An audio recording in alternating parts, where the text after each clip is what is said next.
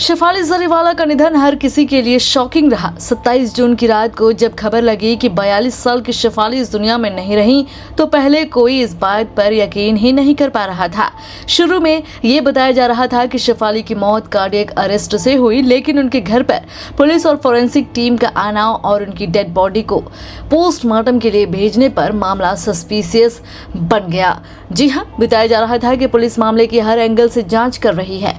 उन्होंने परिवार और घर में काम करने वाले स्टाफ से भी पूछताछ की। अब शेफाली की दोस्त पूजा घई ने बताया है कि जिस दिन उनकी मौत हुई उस दिन उनके पति पराग त्यागी से पूछताछ की गई थी। उस वक्त पूजा घई को डर लग रहा था। दरअसल शेफाली जरीवाला की अचानक मौत के बाद पुलिस ने पराग त्यागी से पूछताछ की।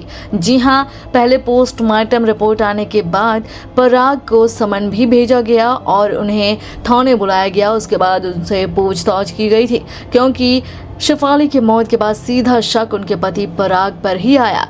जी हाँ, और उनकी दोस्त पूजा को डर सता रहा था कि कहीं वो इन चीज़ों में फंस न जाए। हालांकि पोस्टमार्टम रिपोर्ट में कोई भी गड़बड़ी नहीं मिली। बता दें कि ये पोस्टमार्टम रिपोर्ट जब आई तब पता चला कि पराग और किसी दूसरे शख्स ने किसी तरह की कोई गड़बड़ नहीं की है। विक्की लालवानी के साथ बातचीत में पूजा घई ने कहा, अच्छी बात यह है कि कोई गड़बड़ी नहीं हुई। जिस पल मैंने पराग को देखा मेरा सिर्फ एक डर था, वो शख्स शोक मना रहा था, वो अकेला रहना चाहता था और पुलिस उससे पूछताछ कर रही थी। पूजा घई ने आगे बताया, बेशक वे अपनी डेब्यू कर रहे थे, लेकिन आपने पिछले मामलों में देखा है, मैं लोगों का नाम नहीं लेना चाहती, आपने देखा होगा कि करीबी रिश्तेदारों से महीनों तक पूछताछ की जाती है और उनकी जिंदगी खत्म हो जाती है। उनके पास शोक मनाने का भी समय नहीं होता है, क्योंकि वे लगातार पुलिस के रडार पर रहते हैं।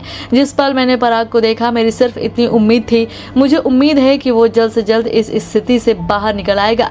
शुक्र है रिपोर्ट यानी पोस्टमार्टम में कहा गया है कि कोई गड़बड़ी नहीं हुई थी और उनको जाने दिया गया। बता दें कि शेफाली जरीवाला की मौत के पीछे की वजह बताई जा रही है उनके ब्यूटी इंजेक्शंस और दवाइयां लेना। जी हाँ, रिपोर्ट्स में बताया गया कि वो डेली बेसिस पर ग्लूटाथियोन और बाकी ब्यूटी प्रोडक्ट्स वाले इंजेक्शन और दवाइयाँ ले रही थी। उनके घर में कई तरह के इंजेक्शन और दवाइयाँ मिली हैं। और तो और ये भी कहा गया कि उन्होंने 27 जून को फास्ट रखा था, लेकिन उन्होंने इस दौरान भी एक इंजेक्शन ले लिया था, जिसके बाद उनका बीपी लो हो गया और फिर उनकी मौत हो गई।